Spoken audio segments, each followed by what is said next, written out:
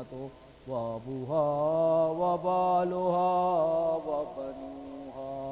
اللهم صل على محمد وآل محمد.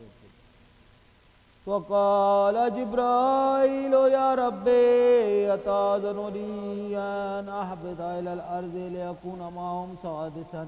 فقال الله نعم قد أذنت لك.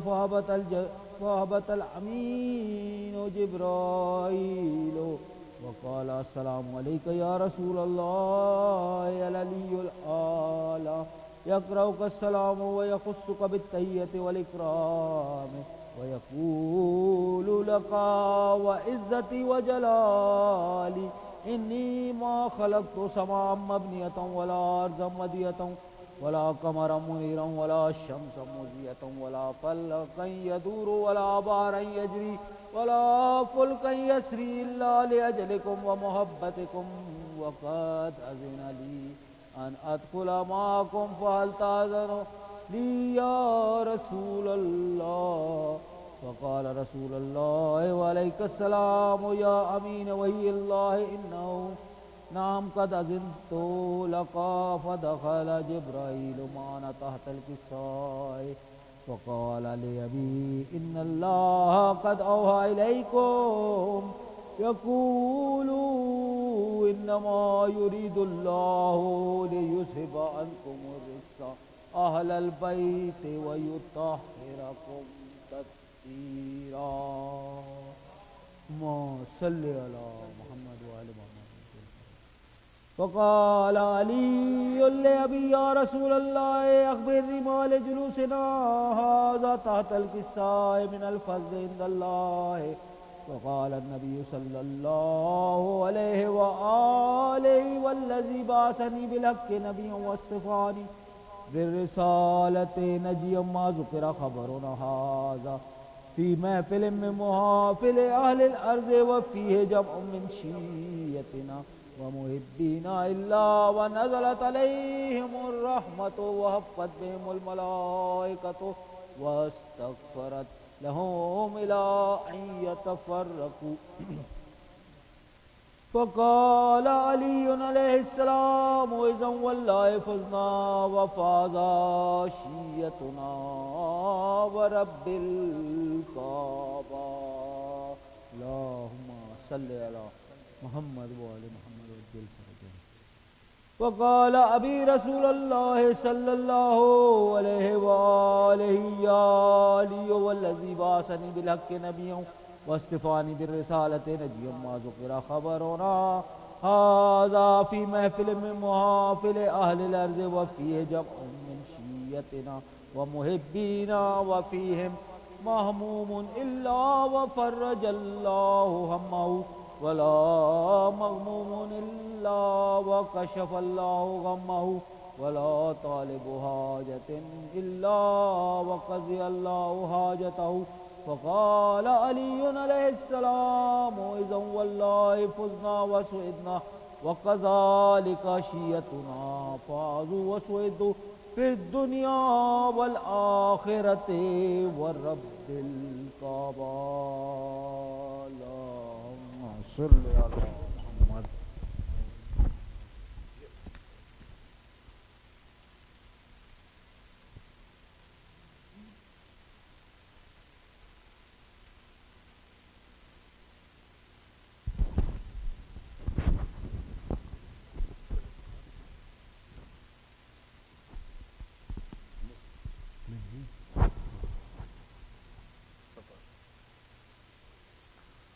بر محمد و آل محمد صلوات. اللہم صلی علی محمد و آل محمد.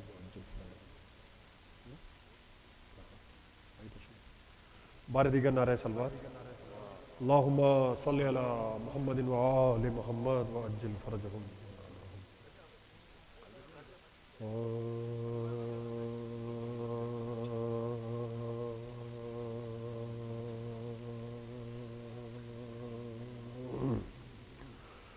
شاہوں کا تذکرہ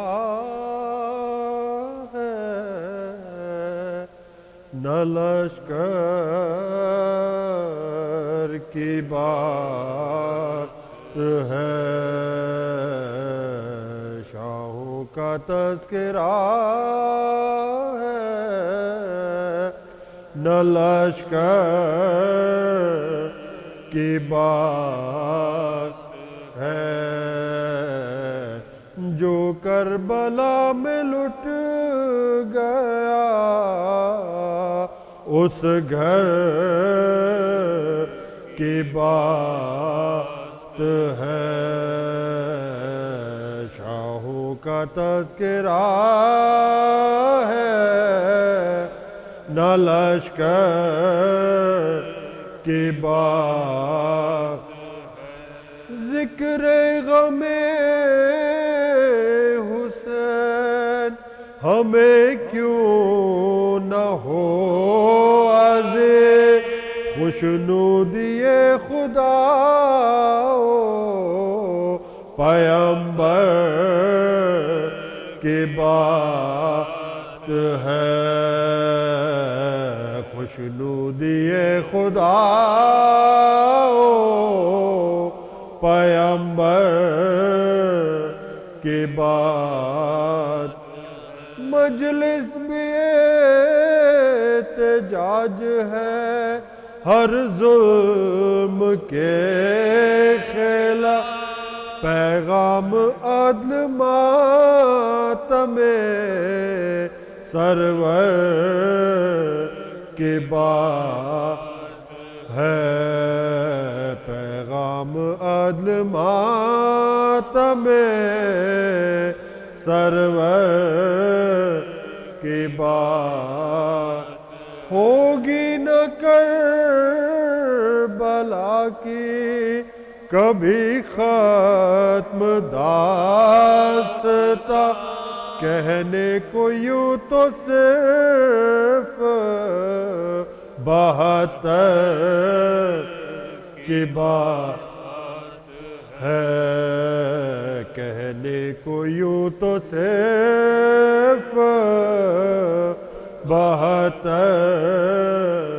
کی بات، کس کس کو روئے اہل حرم ہائے کیا کرے، ہے عمر بھر کا داغ بھرے گھر کی بات ہے، عمر بھر کا داغ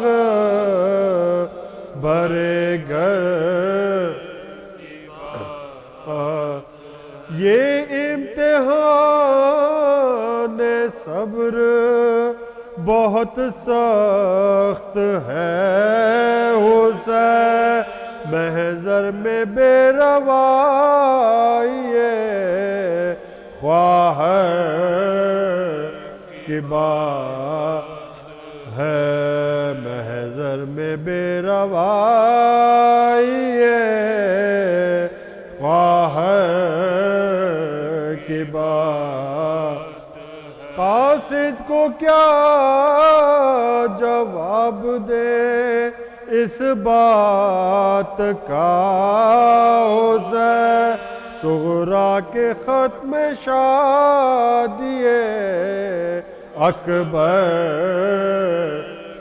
بات ہے، صغرا کے ختم شادی اکبر کی بات، سوز غم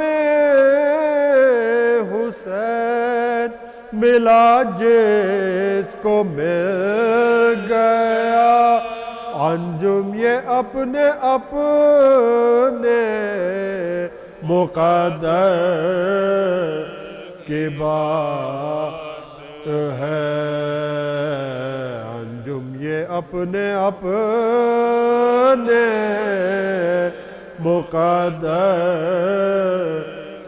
بات ہے، شاہوں کا تذکرہ ہے، صلوات بر محمد والے محمد۔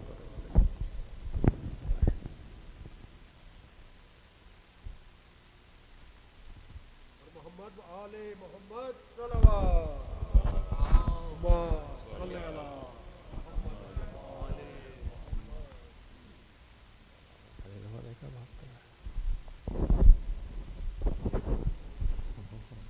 آواز بلند نعرہ صلوات اللہم صلی علی محمد و آل محمد.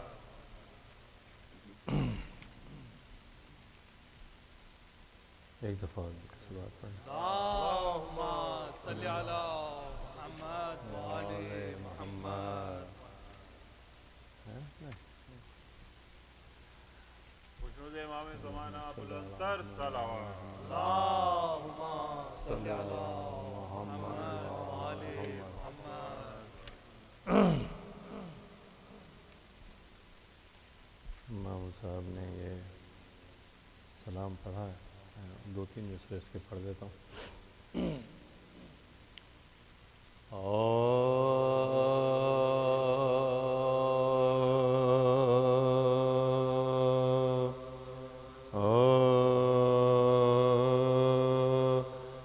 بخدا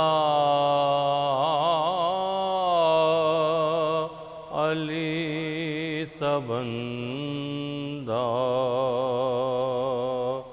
نہ ہوا ہے نہ ہوگا،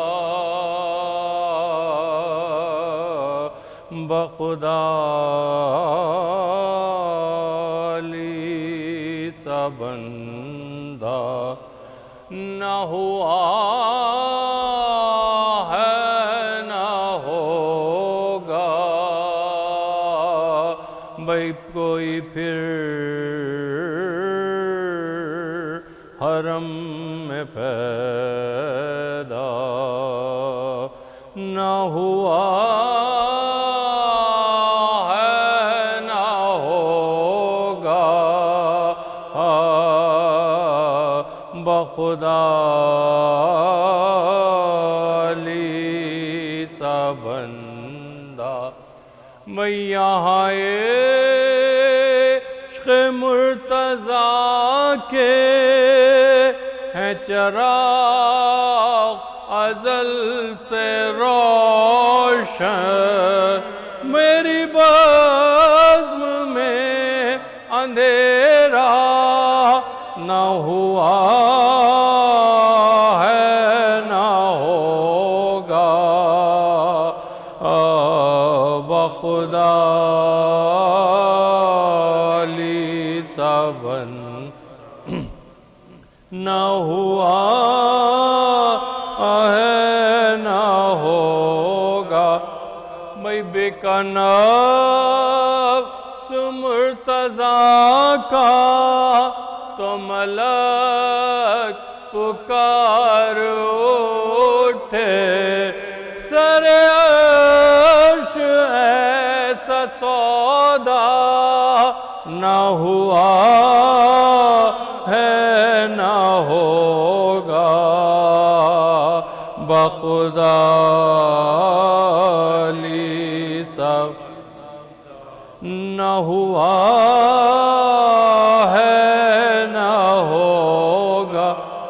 جو ردا علی نے اوڑھی تو سبھی رسول سمجھے، کسی اور پر یہ دھوکہ نہ ہوا ہے نہ ہوگا،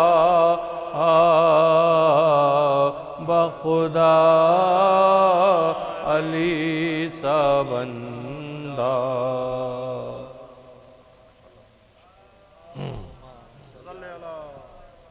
نعرہ حیدری. فاتحہ.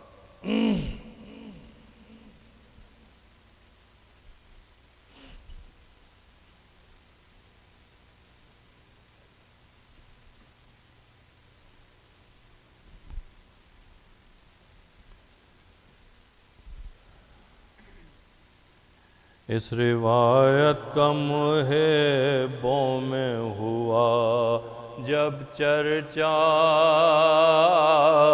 اس روایت کا محبوں میں ہوا، جب چرچا ارے جاؤ بجاؤ ہونے لگی مجلس شبیر بپا، ارے اپنی کفشوں کو جہاں چھوڑتے تھے اہل بیٹھ جاتے تھے وہاں چپکے سے آ کر مولا، بیٹھ جاتے تھے وہاں چپکے سے آ کر مولا، ارے بارہا دیکھے گئے بزم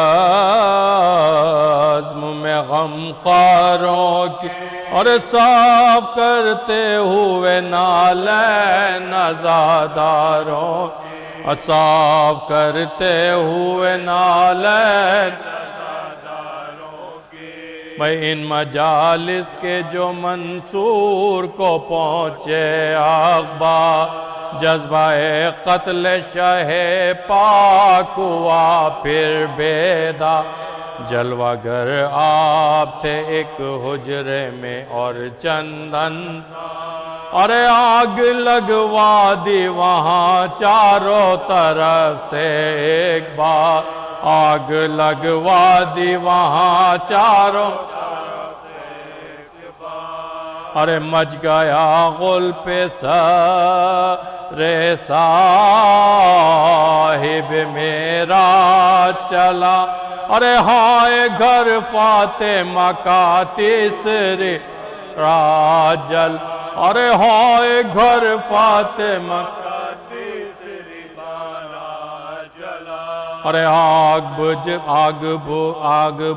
جانے کی حاکم نے خبر جب کہ سنے، مشتعل آتش بغضار ہوئی اور شیخ و انگور سمے آلود کی ڈالی بھیج، ارے چند دانے جو کیے نوش قیامت ٹوٹ، چند دانے جو کیے نوش قیامت ٹوٹی، خون کے ساتھ رگوں میں صفت سیل گیا، ارے کل بدن میں اثر زہر دغا بیل، ارے کل بدن میں اثر زہر دغا پھیل گیا، ارے سب عزیزوں کو کیا بحر وسیع جو تل نزا کا وقت تھا، منہ دیکھ کے رونے لگے، شاہ نے فرمایا کہ ہم خلق سے جانے کو ہیں، ارے تم کو ملحوظ رہے طاعت خالق کا، ارے بس یہی سب کی معاون سر محشر ہو، اور یہ قضا کی تو شفاعت نہ میسر ہوگی، یہ قضا کی تو شفاعت ارے دوسرے یہ کہ رہے یاد میرے جد کی عزا، ارے غم شبیر میں جی کھول کے روتے رہے، اور دیکھ کر موسیٰ کاظم کی طرف پھر یہ کہا، الفراق ہے میرے دلدار خدا کو سونپا، الفراق ہے میرے دلدار خدا کو سونپا، ارے لو بطولائی رسول ثقلین پہنچے، ارے وہ علی آئے وہ شبر وہ حسین آئے، ارے وہ علی آئے وہ شبر وہ ارے السلام ہے میرے نانا میرے دادا میں فدا، السلام ہے میری دادی جگر خیر ورا، السلام ہے ہدف غم حسن سبز السلام ہے شاہ مظلوم غریب الغر، ارے السلام ہے شاہ مظلوم کہہ کے یہ اٹھ گئے دنیا سے ہمارے جعفر، ارے ہائے شبیر کہا اور صدار جعفر، ارے ہائے شبیر کہا اور رے جعفر۔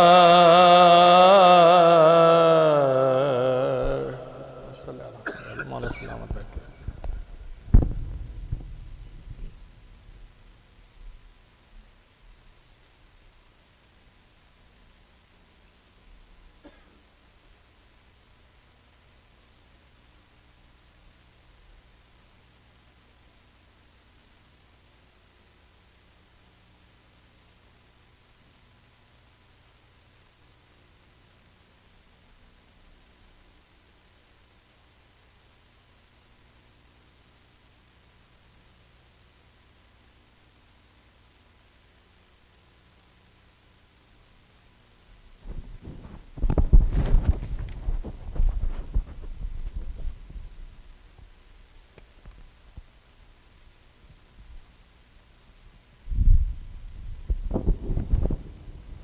السلام علیکم۔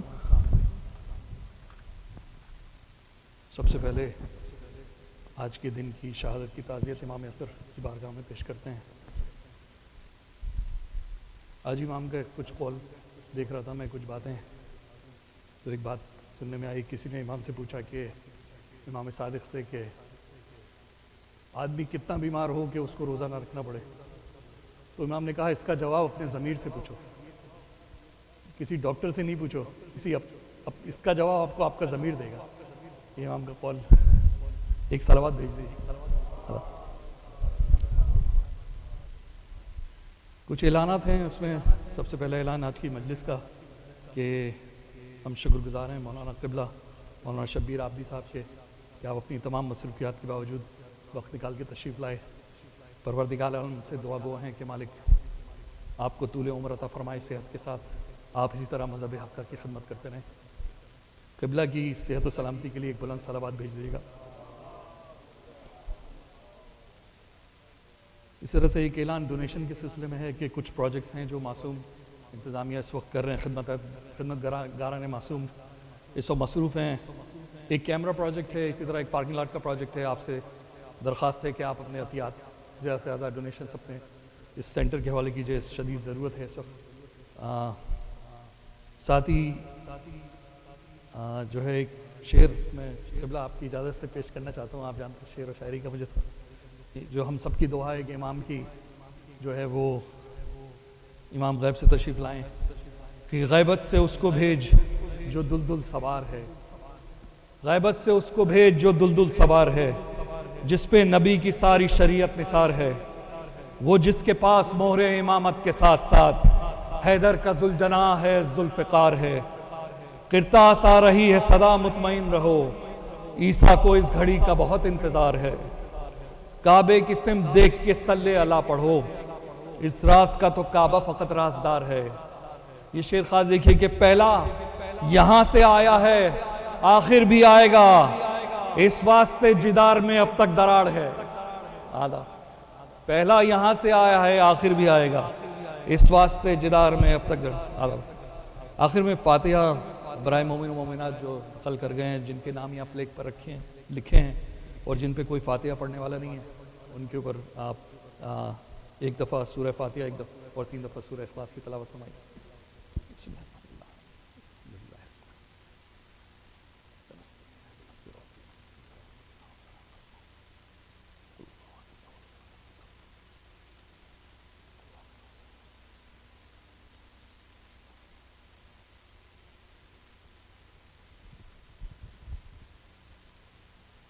اللہم صلی علی محمد وآل محمد۔ اسی کے ساتھ میں قبلہ سے درخواست ملتمس ہوں کہ قبلہ تشریف لائیے اور زیب ممبر بھی۔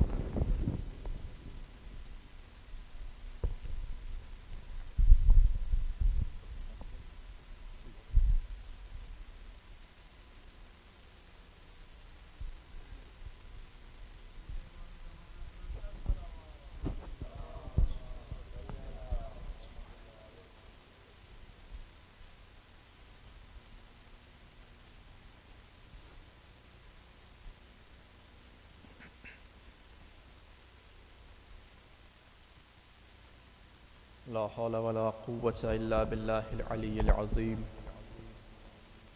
أعوذ بالله من الشيطان اللعين الرجيم بسم الله الرحمن الرحيم الحمد لله الذي هدانا لهذا وما كنا لنهتدي لولا أن هدانا الله لقد جاءت رسل ربنا بالحق الصلاة والسلام على جميع الأنبياء والمرسلين خاتم النبيين شفيع المذنبين رحمة للعالمين طه وياسين سيدنا ونبينا حبيبنا وطبيب نفوسنا على النبي الأمي البدر الجلي الكوكب الدري البشير والنظير الرسول المسدد العشير الممجد المصطفى الأمجد حبيب إله العالمين أبي القاسم محمد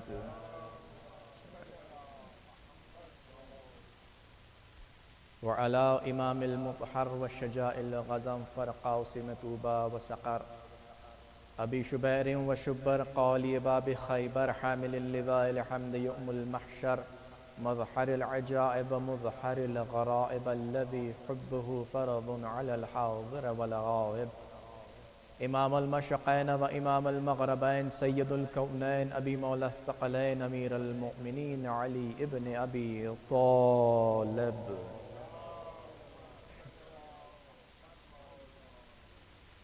وعلى أهل بيته الطيبين الطاهرين المعصومين المظلومين ولعنة الله على أعدائهم أجمعين من يومنا هذا إلى يوم الدين أما بعد فقد قال الله سبحانه تبارك وتعالى في محكم كتابه الكريم بسم الله الرحمن الرحيم قل هل يستوي الذين يعلمون والذين لا يعلمون صدق الله العلي العظيم صلوات.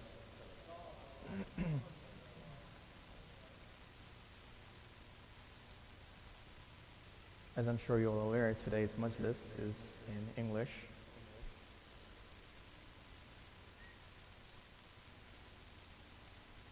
Quran Hakim establishes this as a fact that an ignorant is never equal to the one who possesses knowledge. In other words, an ignorant is not equal to a scholar. Well, do we know the extent of knowledge the scholar possesses? Of course not.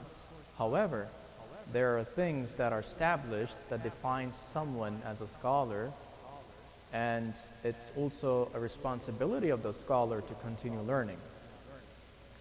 Having said that, the reason I mentioned this ayah today is for a very good purpose. I want to also establish the importance of knowledge. The night that we are observing or commemorating the Shahadat of Imam Jaffer Sadiq alayhi salam,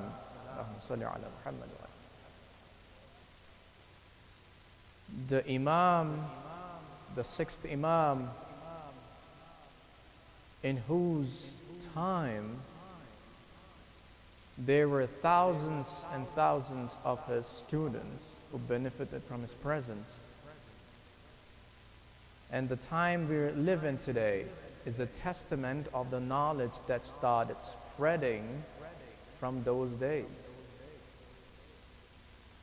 If I may, where I don't want to sound too personal here or boast about my work, the reason I'm giving you this example is because there was a problem in our workplace, an IT-related issue, an application-related issue. People who are well aware of it understands it well. I'm going to say in layman terms, there was a problem in the system. People were not able to log in. And for more than 10 days, we've been pretty much breaking our heads to find the problem and to resolve it. Past 2 days were so tough that I was glued to the computer. Especially today, I was worried, how am I going to go to Masoom and prepare and get there on time? But finally, we found the solution on time. Why I'm mentioning this is that the advancement in the technology is such that you are working out of a box that if people from the past, ancient times, were to look at us today, they will be surprised. They won't be able to comprehend what's going on. A man is sitting, he's making his earning by sitting in front of this box called a laptop, and he's doing something. And there are people working with him. If you don't have phones, you have wireless, you're speaking, that's even more amusing. That how are you speaking to someone? We don't see anyone in front of you. That's the era we live in. And that's a technological advancement that has brought us to this age of artificial intelligence. And where did this all come from? All of this knowledge started spreading because of the generosity, because of the mercy of the family of Rasulullah sallallahu alaihi wasallam. Now imagine the amount of knowledge that flowed in those times that are ancient to the people today. People were able to refer to those works and works written by his students. They worked on it. They understood those concepts. They brought them into modern science. And that helped evolve the science, which became the modern science, which became artificial intelligence today. Without those teachings, human beings wouldn't have reached the level that they have reached today. Because even if we say, no, people did really work hard, as time passed, people's intellect evolved, their knowledge evolved, no doubt about it. Once you give someone a push, people will take it to the next step. Like a candle will illuminate thousands of candles. Similarly, when the knowledge came from those sources, people took it further. People at that time had no understanding of what Imam was teaching. But they took it, whoever wrote it, understood it from that aspect of the time. But people today are going to take it to the next level because the advancement in the research is such that people are going to find new discoveries. People didn't understood. Even at times when we say Amir al-Mu'minin Ali ibn Abi Talib alayhi salam mentioned in Kufa that I can light up all the houses in Kufa but with water. Nobody understood. They probably thought, what is this that son of Abu Talib was talking about? What is Ali ibn Abi Talib talking about? He will light all the houses just by water? Today we know water can produce energy, from where we get electricity too. So this is the reason why I mentioned that knowledge is superior to ignorance. And in the very beginning, when Allah subhanahu wa ta'ala wanted to make his caliph, wanted to appoint his caliph, he said, وَإِذْ قَالَ لِلْمَلَائِكَةِ إِنِّي جَائِلٌ فِي الْأَرْضِ خَلِيفَةً. I'm going to make a successor, my deputy, my khalifa on this earth. The angels responded, they said, if you really want to make a khalifa, make us the khalifa. Because we praise you, we glorify you, we worship you, we have all these good traits, make us the khalifa, make us your deputy, we will represent you. Because in the knowledge of angels or malaika, they have seen what happened on earth. There was bloodshed. The creatures that were living there, they killed, there was blood. Jinns, they were making chaos on this earth, creating havoc on this earth. They said, those creatures aren't really good people to be your representative. Make us, because we worship you. And then Allah didn't like their response. So they were pushed away from the heavens to a certain extent that they came about the house just above the Kaaba, and that is called around which they started circumambulating, and they asked Allah's forgiveness, and Allah forgave them. And then Allah created Adam alayhi salam. When he said, when I make Adam proper, when I enter my soul in him, you bow down, do a sajda, prostrate for Adam. And everybody bowed down. And then Shaitan did not. That's another story we all are aware of. However, now Allah presented His Khalifa to the angels, to the Malaika, and said, can you name me those? And Allah presented them with something. Quran says, when Allah presented and asked, tell me the names of those, to who? To angels, to Malaika. Now it's a real test. You said you're better than any other creation of Allah. Who will be the representative of Allah? Now it's a test. If we could all be very mindful and respectful of the majlis,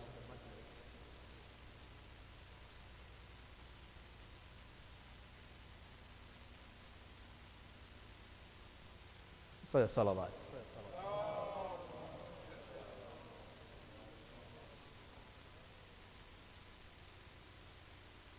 So, this is the real test, and it's a big deal.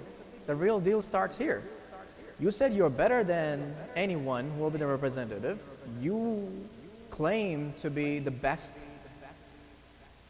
Then answer. Did they answer? They did not. Because they said, we don't know. We only know what you gave us. Our knowledge is limited. But Allah asked Adam alayhi salam, can you answer those? What are their names? Adam alayhi salam answered.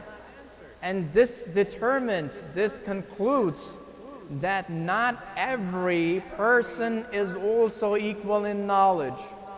The knowledge that Allah gives someone has the superiority, has the upper hand over those who doesn't have a knowledge. Even angels were given some knowledge, but not to the extent where Allah gave the knowledge to His representative. That was established. So dear brothers and sisters, when Allah gives knowledge to His deputy, to His representative, nobody, no soul can compete with them. No soul can stand a chance with them. No soul can say, we are equal to you, you are equal to us. There is no such thing like that. When there is no comparison between a scholar and an ignorant, then there is no comparison between the person who will enter Jannah and the person who will enter the Jahannam. No comparison, likewise. Now, the knowledge that spread from there. We know today that there are a lot of leaders of different schools of thoughts in the world that are labeled as Imams. Imam Malik, Imam Shafi'i, Imam Hanbali, Imam Abu Hanifa. They're all labeled as Imams. Now we need to remember that during the time of our sixth Imam, that era is where Bani Umayyah starting to take over Bani Abbas. There is a political unrest. There is a turmoil. Now, something that I've read in our books that I do not agree with is that Imam took advantage of that political unrest and he spread knowledge. First of all, this is not the right way to say what Imam did. we are belittling our own imams. In what way? We are saying that our imams weren't capable of spreading knowledge in any other times. When they got an advantage, they took it. Do you think that the family of Ahlul Bayt will take advantage of the time? Family of Ahlul Bayt, the imams of Ahlul Bayt will never ever take advantage of any moment. They don't need advantages. Everything in this universe runs by their will, not according, they don't run by the will of the universe. Everything answers to their will. They create opportunities. They create moments. Moment doesn't create them or give them opportunity. So this is the statement that I don't like, which I come across in our historical accounts pretty much everywhere. So when you hear this, know that this statement does not befit our Ahlul Bayt, does not befit our Imams. Imams will never take advantage of the moment or the time. During that civil unrest, of course, people got busy.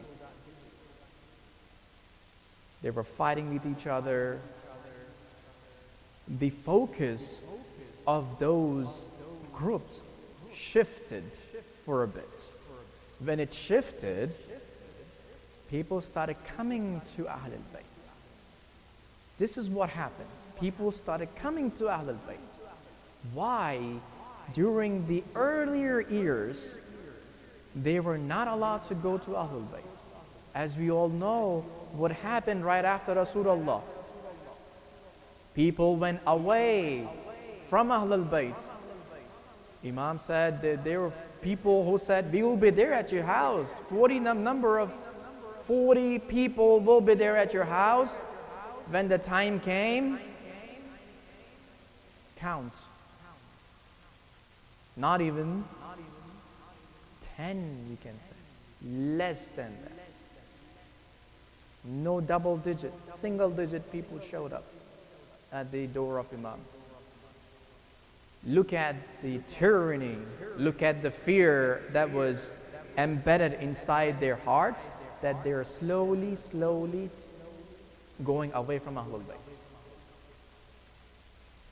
The time of Imam Hassan came.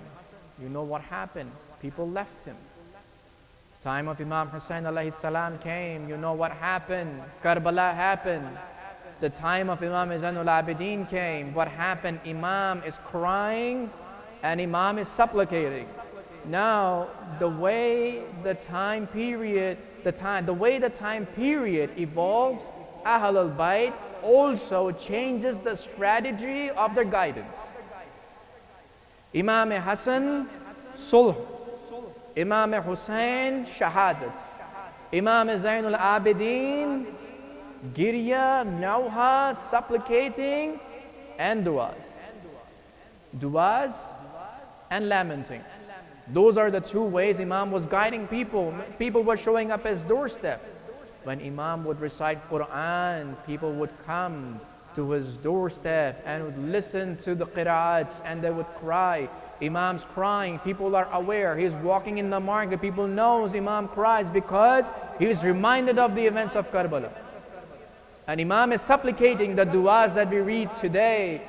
And recently in Mahi Ramadan, we read Du'a Makarimul Akhlaq, Du'a Tawbah. If you look at those words, that night, Laylatul Qadr, is such strengthful, the powerful night that comes with it complete strength and full strength and force.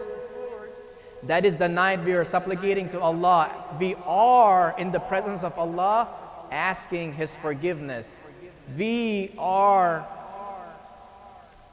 in Allah's presence bearing witness to all our deeds. And we are asking for His forgiveness. That's like unbelievable moment of reciting the dua if you look at the meaning. Right now, obviously, that gravity of that dua is such that you cannot bring it into words, but I'm just wanted to share with you the way the Imam is guiding. Then came the era of Imam Muhammad Baqir alayhi salam.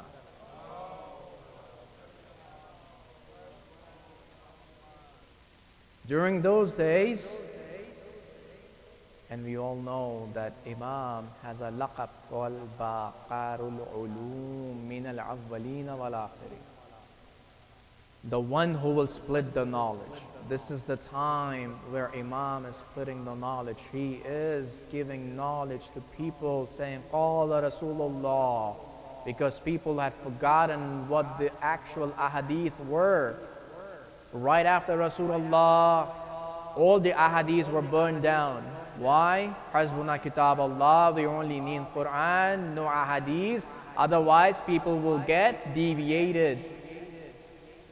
Subhanallah, the ahadith of Rasulullah will cause a deviation in ummah.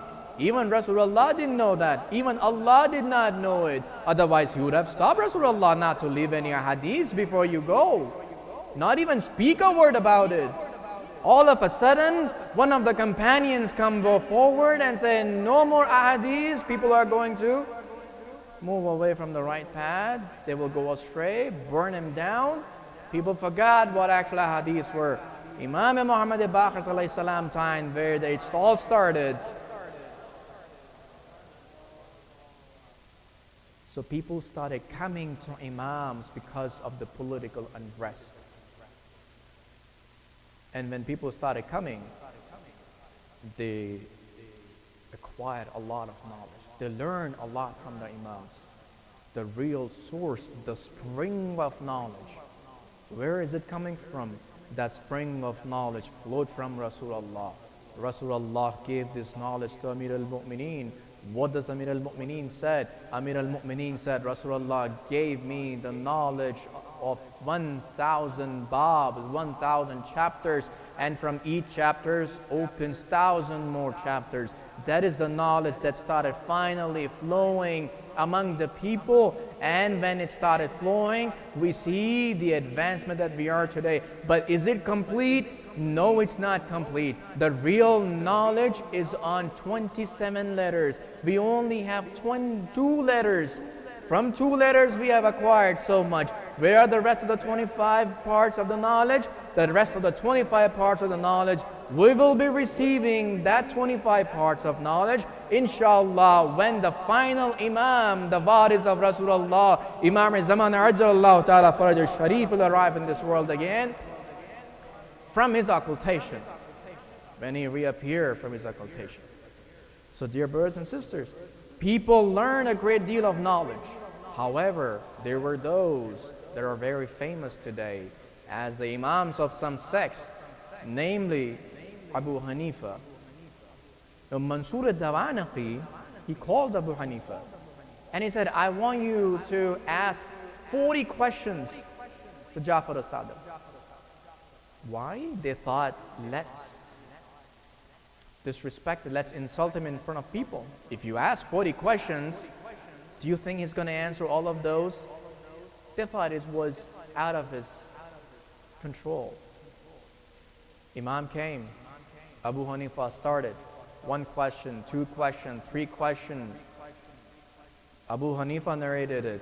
Every time I ask him a question, he will tell me, the people of Medina say this, the general population say this, you say this, I say this. And he corrected a lot of questions. He gave the answers to all of us. And Abu Hanifa also says some of the answers he actually agreed with, which I again doubt given who was speaking, because obviously he wants to boast about his knowledge, that he was right in his jurisprudence, in his knowledge, in his fatwa.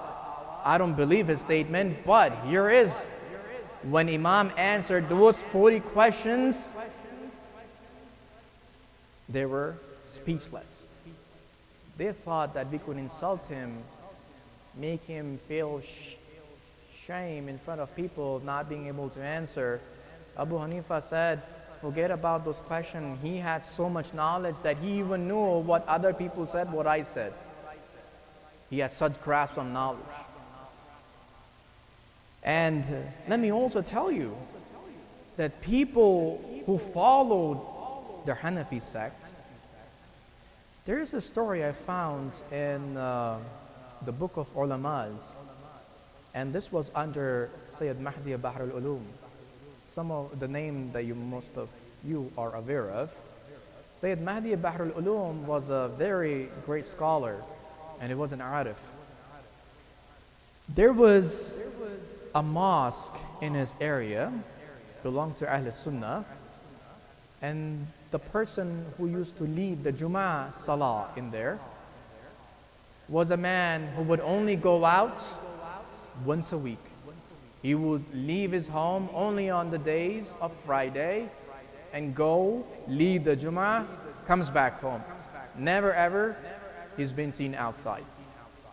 Sayyid Mahdi Bahr al-Ulum goes to that masjid, prays there on the day of Jum'ah, walks with that scholar to his home.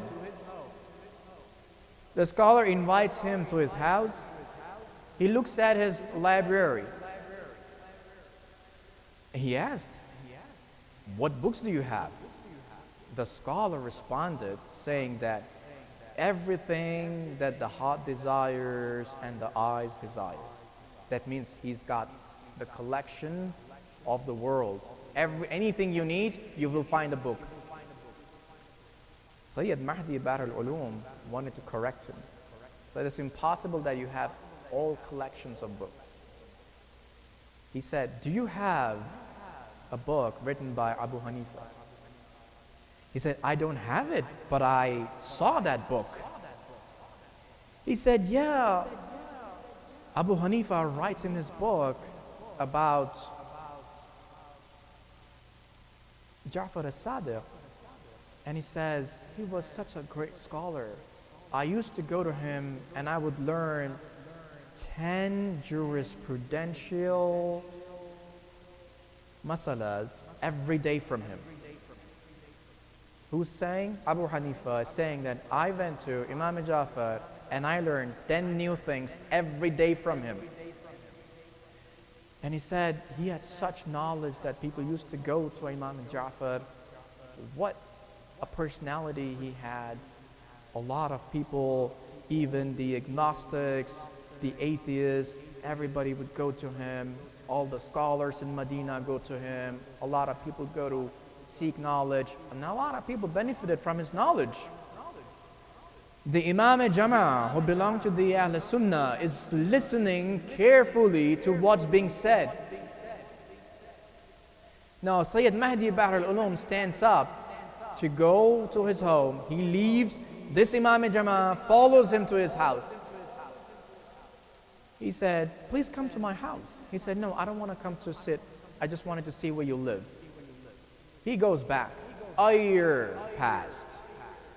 One day, someone comes to his house and said, "You are being called by the Imam Jum'ah to his home." Sayyid Mahdi goes to his home. He sees that this person is on the ground in his last moments. He called Sayyid Mahdi and said, "Sayyid, the day you talked to me about Imam Jaffer as-Sadiq alayhi salam, that day I became a Shia. And I kept it hidden. I was doing taqiyya. Now I'm in my final moments. I give you the authority to give me the ghusl, give me the kafan, pray my salatul janaza, and bury me according to Ahl Shia." And I am a Shia. Final moment, last words. After saying this, he passed away. And Sayyid Mahdi, he took care of his funeral.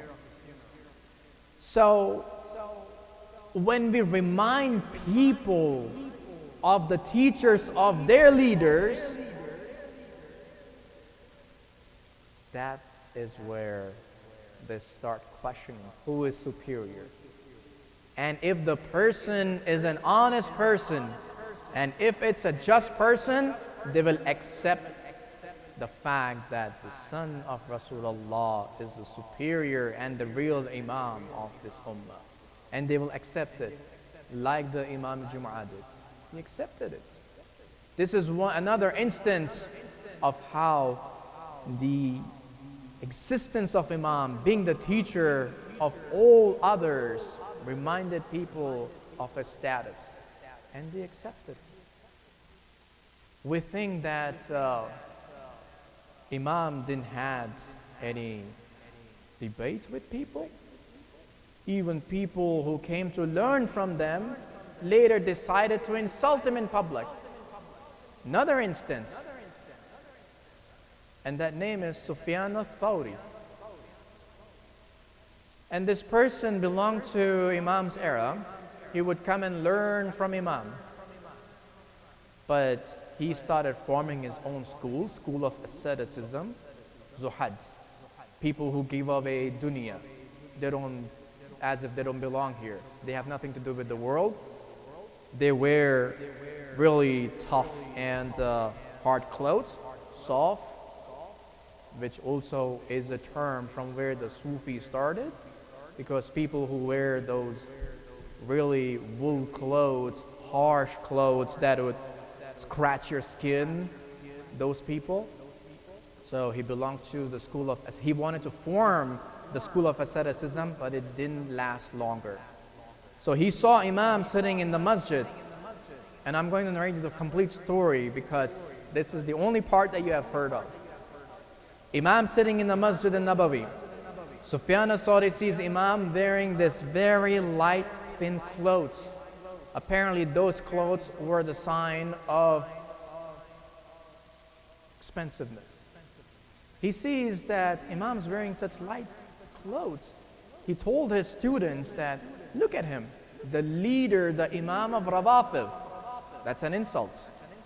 I'm going to go and insult the Imam of Rawafid because he's wearing this light clothes. He's wearing very expensive clothes.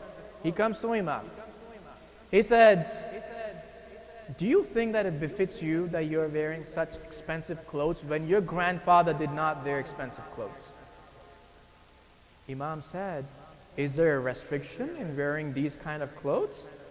He said, no, there is no restriction, but your grandfather never wore such expensive clothes. Imam said the time of Rasulullah was such that the Muslims were poor. Rasulullah did not want to hurt them, that's why he never wore expensive clothes. My time is different, and I'm wearing these light clothes to thank Allah. That means if you wear something good, you are wearing it to thank Allah, not to show off. Imam said, this is not for show off. I'm wearing this to thank Allah because the blessings He gave me. If you look beneath this shirt, I am wearing the tough and the hard fabric that is scratching my surface right now and is paining me. Look at the other side. What you are doing, you are wearing this wool fabric which is supposed to scratch the body, but underneath your fabric is that soft cloth that is preventing you from scratches. You are doing show off. He had no answer and got embarrassed, left, went to his students. Students saw, he insulted our teacher? You're not going to leave him. They decided to go up to Imam and they want to insult. But please wait. Look at your teacher. He was already defeated. He already was embarrassed. He is already insulted by his own action. Now you want to embarrass yourself. They walked up to Imam. They said, are you against Zuhad? Are you against this dunya, giving away this dunya? Imam said, what do you mean? He said, don't you know that in the Quran, Allah talks about people who give away for others who need it before they care about themselves. There is an ayah that says, when someone gives away to the needy, to the deserving, more than he cares about his own. And on the other hand, there's another ayah that says, and there are those who feed the miskin, the poor, the orphan, and the captives for the sake of Allah. Imam said, you did not understand Quran correctly. You do not understand what's nasikh and what's mansukh. You are confused because of it. Those two ayah that you mentioned are about as Ahl al-Bayt. We are the ones that the ayah talks about, not anybody else. Imam said, Allah said when you want to give away, give 3 parts of your money or your belongings before you die. Imam now explains, if you really think that I am against you, who you believe is the first caliph, look at what he did. He said, Allah said give away 3 parts, but he said give away 4 parts after I die. Said, do you think that your behavior matches what he said? No. Then Imam goes on to say that Salman Muhammadi, when he would receive money, he would save for a whole year and he would spend the rest. One of the person close to Salman asked, "Oh Salman, why are you giving away your money and holding on to a year expenses as if you are going to live for a whole year? You're very confident you're going to live throughout that year and you will use that money." Nabi Salman said, "What kind of friend are you who puts my death before my life? You should be expecting me to live longer." But look at the action of the Nabi Salman. Imam says, so the Nabi Salman said, when a person knows that he has enough money to spend throughout the year and take care of his expenses, that person can work peacefully without any stress, with a peace of mind in his deen and his dunya. Imam said, look at Abu Zar al-Ghaffari. Do you think Abu Zar would love to, and he observed zuhad. Abu Zar didn't need anything from dunya. However, do you think Abu Zar loved to be in the state of poverty? No, Abu Zar had cattle, he had sheep, he had camel. He would provide his family from the cattle. He even took care of the guests. He even gave money to the needy in his neighborhood. Then Imam said, look at those examples. Do you think that your statement matches what these people did when you can never question about Salman, when you can never question about Abu Zar's piety, their taqwa, their zuhad? If you still haven't understood this, let me ask you. Now Imam makes it a real question, a real rational question that awakens their senses, so that the word that Imam speaks reaches their heart. Imam said, what happens if a wife goes to the qazi, goes to a jurist and said, my husband does not provide for me, doesn't provide for me, and the qazi asks you to provide for your wife? Will you say that I do not belong to this world, I have nothing from this world, therefore I cannot provide for my wife? If you say that the jurist is a zalim forcing you to provide for your wife, that means he doesn't deserve to be a jurist. If you say he is just, then you have to go to provide for your wife. They understood what Imam was explaining. They understood that giving away dunya is not the right way to live. So there were a lot of fronts at which Imam was dealing with. On one end, the lack of knowledge. Imam was spreading knowledge. Imam was correcting the aqidah of people. Imam was helping people reach Allah, reach monotheism, reach Tawheed.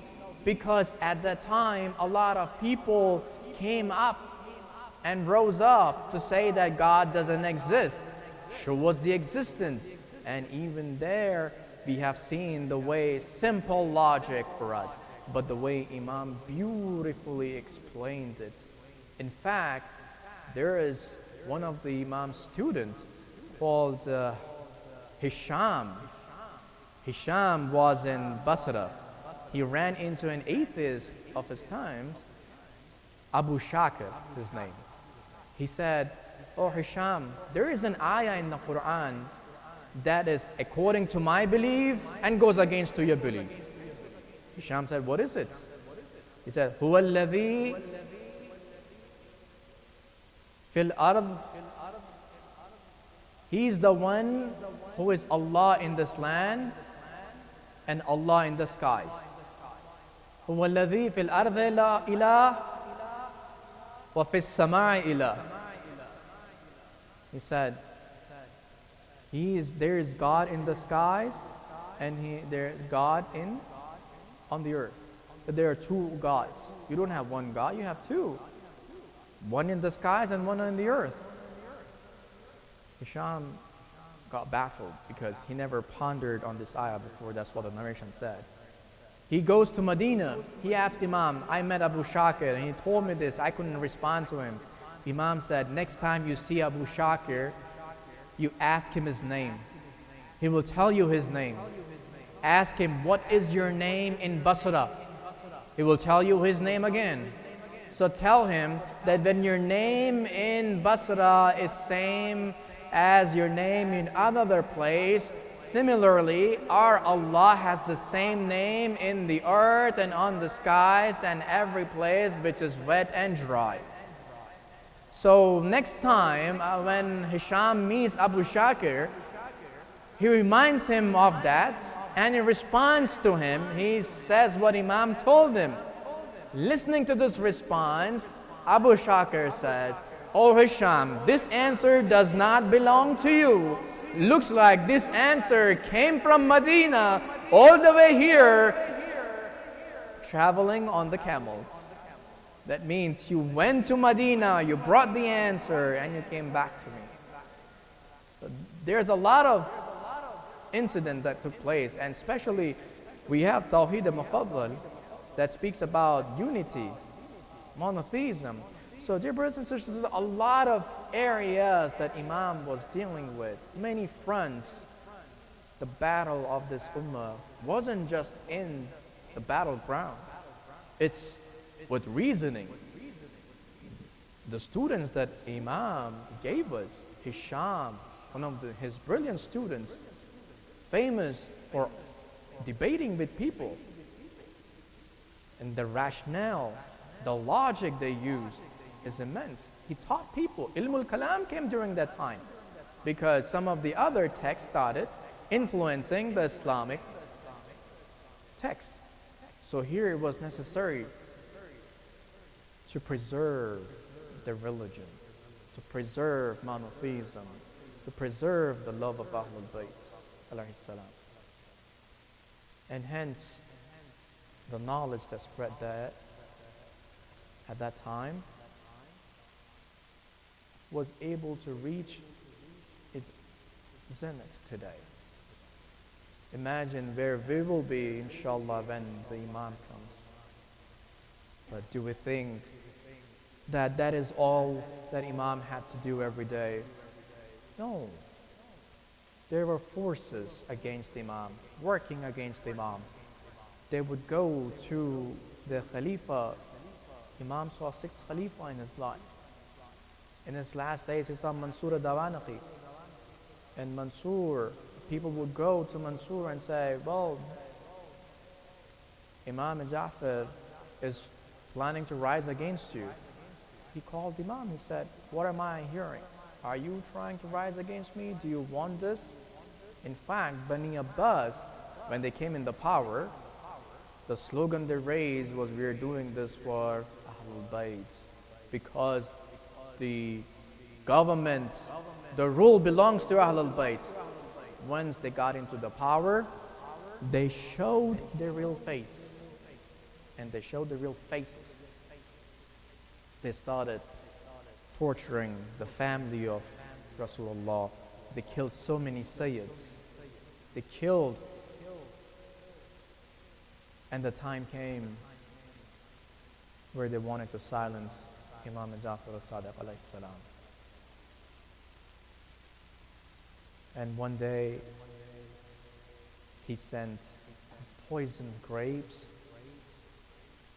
When Imam ate them,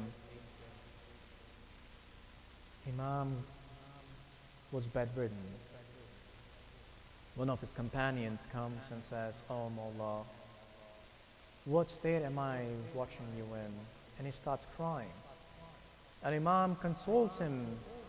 He said, on the day of judgment, every body part will be brought forward and Allah will give jaza. That means Imam was trying to say that the pain that you are looking, that I am in, there is jaza for it. And during those final moments, the narration says that there are two things that Imam emphasized. One, Silatul Raham, kind to your family, keeping family ties. And the second is the Salah, establishing prayers. In fact, when Abu Basir went to his house after Imam passed away, his wife told Abu Basir that, "What can I tell you in his final moments?" He said, "Our shifa'at is not for the one who takes prayer lightly." Finally, the time came where Mansur even burned down the house of Imam Jaffer al-Sadiq. Now imagine Ahl al-Bayt, the house of Janab Sayyida Salamullah alayha, right after Rasulullah passed away, was burned down. The second time the house of the son of Rasulullah will burn down is the time of Imam Jaffer al-Sadiq, where his house will burn down. It definitely brings us those memories back when the door of Bibi Sayyida was burned down, when the doors were kicked. And we have also remembered those days where Janab Sayyida was between the door and the wall, when that burning door fell on her. Dear brothers and sisters, it wasn't enough for the people from Bani Umayyah to torture and cause pain to Ahlul Bayt. Bani Abbas didn't stop there. Imam Jaffer al-Sadiq, in his final moment, he makes his will to all the people. He gives away. He dictates how much money to whom to give. And finally, he gives the imamah to Imam Musa al-Kazim alayhi salam. And he passed away this world. But the events where Imam passed away, it certainly reminds us of the days of Janab Sayyida and the time of Imam Hussein alayhi salam. Because Imam Jaffer al-Sadiq alayhi salam, who watched his grandfather crying for Imam Hussein alayhi salam, Imam Hussein alayhi salam in the plains of Karbala, who was martyred and who was thirsty for 3 days, but nobody can imagine the thirst that Imam Hussein had, because the Imam of that time, Imam Hussein, the one who went through a lot of pain and who said, "Ana qatilul abarat," the one who was killed with tears, Imam Hussein cried for his family, cried for his companion, cried for Ali Asghar, cried for Ali Akbar. And then when Imam was martyred, his body was trampled. The next day, Imam Zainul Abedin gathered the pieces of his body and he buried his father. And now the time has arrived for Ahl al-Bayt to once again bury one of their sons, Imam Jaffer al-Sadiq. Where are they taking Imam Jaffer al-Sadiq? They are taking Imam Jaffer al-Sadiq to Baqi, where Imam Hassan Mujtaba is buried, Imam Zainul Abedin is buried, Imam Muhammad Baqir is buried, Imam Jaffer al-Sadiq alayhi salam is put to rest in Baqi. But people, oh dear brothers and sisters, For how long were the lovers of Ahlul Bayt allowed to go visit the Imams in Baqi? Until recently, 100 years ago, when the tomb of Ahlul Bayt was again demolished, when the Rawza of Ahlul Bayt was again demolished, and we were deprived of going to Baqi and saying the salam with full rights and respect. May Allah grant the time for us when we go to Baqi and say salams to our Imams. When we also extend our condolences to the Imam of our time, Imam Zamana alayhi salam. Oh Imam, accept our condolences, Martam Hussain.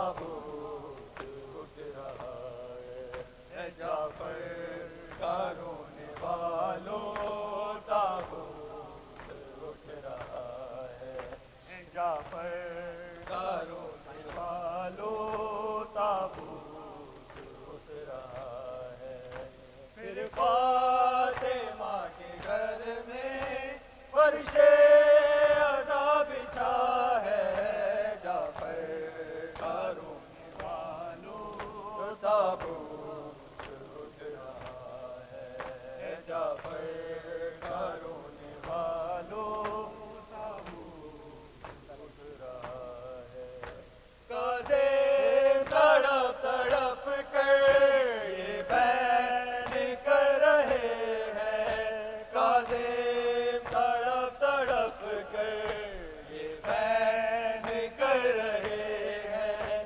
افسوس میرا بابا مجھ سے بچھڑ گیا ہے جعفر کا رونے والوں تابوت اٹھ رہا ہے جعفر کا رونے والوں تابوت اٹھ رہا ہے جعفر کا رونے والوں تابوت اٹھ رہا ہے مثل حسن جگر ہے جعفر کا ٹکڑے ٹکڑے مثل حسن جگر ہے جعفر کا ٹکڑے ٹکڑے خاکے میں زہر آئے معصوم کو دیا ہے جعفر کا رونے والوں تابوت اٹھ رہا ہے جعفر کا رونے والوں تابوت اٹھ رہا ہے جعفر کا رونے والوں تابوت اٹھ رہا ہے مثل حسن جگر ہے جعفر کا ٹکڑے ٹکڑے مثل حسن جگر ہے جعفر کا ٹکڑے ٹکڑے آگے میں زہر آئے معصوم کو دیا ہے جعفر کا رونے والوں تابوت اٹھ رہا ہے جعفر کا رونے والوں تابوت اٹھ رہا ہے پھر فاطمہ کے گھر میں فرش عذاب بچھا ہے جعفر کا رونے والوں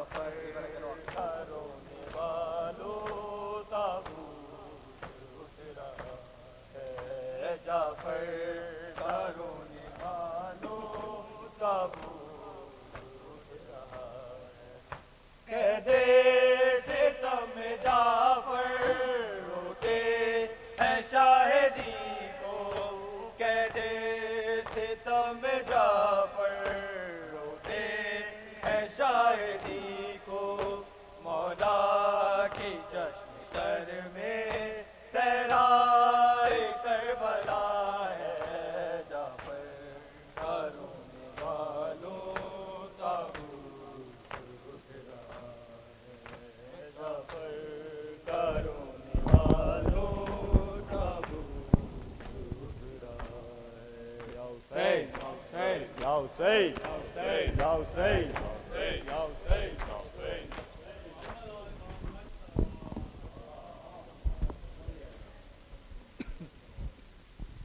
السلام علیک یا ابا عبداللہ، السلام علیک یا ابن رسول اللہ، السلام علیک یا طاہر الشہداء کربلا، خصوصاً سیدی و مولا یا ابا الفضل عباس ابن امیر المؤمنین، السلام علیکم جمیعا ورحمۃ اللہ وبرکاتہ۔ السلام علیک یا غریب الغرباء، السلام علیک یا معین الضعفاء والفقراء، السلطان یا ابا الحسن یا علی بن موسیٰ یہرضا، السلام علیکم ورحمۃ اللہ وبرکاتہ۔ السلام علیک یا صاحب العصر والزمان، السلام علیک یا شریک القرآن، السلام علیک یا مظہر الایمان، السلام علیک قاطع البرہان، الامان الامان الامان من فتنة الزمان، عجل اللہ تعالی فرجک وسهل الله تعالى مخرجك وظهورك وجعلنا من أعوانك وأنصارك ورحمة الله وبركاته۔